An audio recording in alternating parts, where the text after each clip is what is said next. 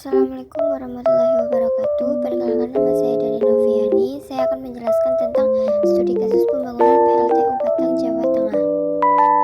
Latar belakang, rencana pembangunan pembangkit listrik tenaga uap atau PLTU berdaya 2 x 1000 MW di Kabupaten Batang merupakan salah satu upaya pemerintah untuk mencukupi kebutuhan listrik di Indonesia.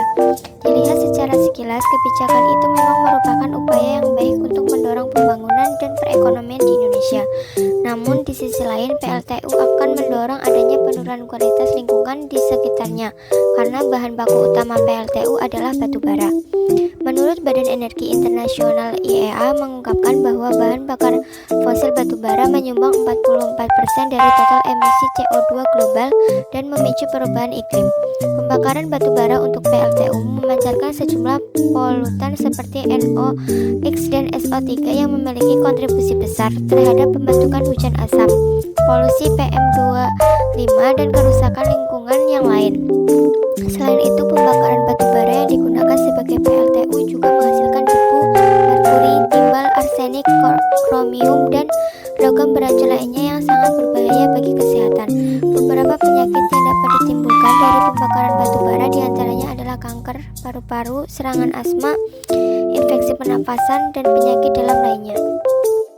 Atas dasar hal itu, maka analisis mengenai dampak lingkungan sangat diperlukan untuk memperkirakan bagaimana dampak dari pembangunan PLTU di Kabupaten Batang. Hal ini sangat penting agar dampak negatif dari pembangunan PLTU tersebut dapat diantisipasi. Dampak lingkungan yang dimaksud meliputi kajian dari ekosistem biotik, abiotik, dan kultur dari kabupaten apabila PLTU tersebut dibangun. Secara spesifik, analisis dampak lingkungan dari rencana pembangunan PLTU di Kabupaten Batang tertuang dalam karya ini.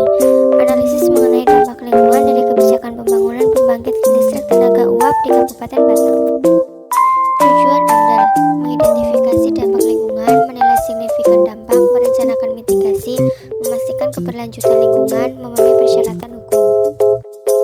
Dampak potensial: tahap konstruksi, peningkatan kebisingan, penurunan kualitas udara, gangguan lalu lintas, perubahan tutupan lahan. Dampak sosial: tahap operasional, emisi gas buang, peningkatan suhu air laut, dampak terhadap ekosistem pesisir, perubahan mata pencaharian nelayan. Rencana pengelolaan lingkungan: A. Pengendalian dampak fisik, pemasangan ESP, CMS, sistem pendingin tertutup, pengolahan limbah cair. B. Pengelolaan dampak biologi, program konservasi ekosistem pesisir, pemantauan biota laut, rehabilitas habitat terdampak. C. Pengelolaan dampak sosial, program pemberdayaan masyarakat, pelatihan kerja, kompensasi yang adil. Rencana pemantauan lingkungan, parameter pemantauan: 1. Kualitas udara, SO2, NOx, CO, PM10, frekuensi 3 bulan sekali. 2. Kualitas air, suhu, pH, BOD, COD, frekuensi bulanan. 3. Biota laut, plankton, bentos, nekton, frekuensi 6 bulan sekali. 4. Sosial ekonomi, pendapatan masyarakat, kesehatan masyarakat, frekuensi tahunan. Program CSR dan pemberdayaan masyarakat: 1. Pendidikan, pelatihan keterampilan, beasiswa, fasilitas sekolah. 2. Kesehatan, pos kesehatan, pengobatan gratis, program sanitasi. 3. Ekonomi, modal usaha, pelatihan wirausaha, koperasi.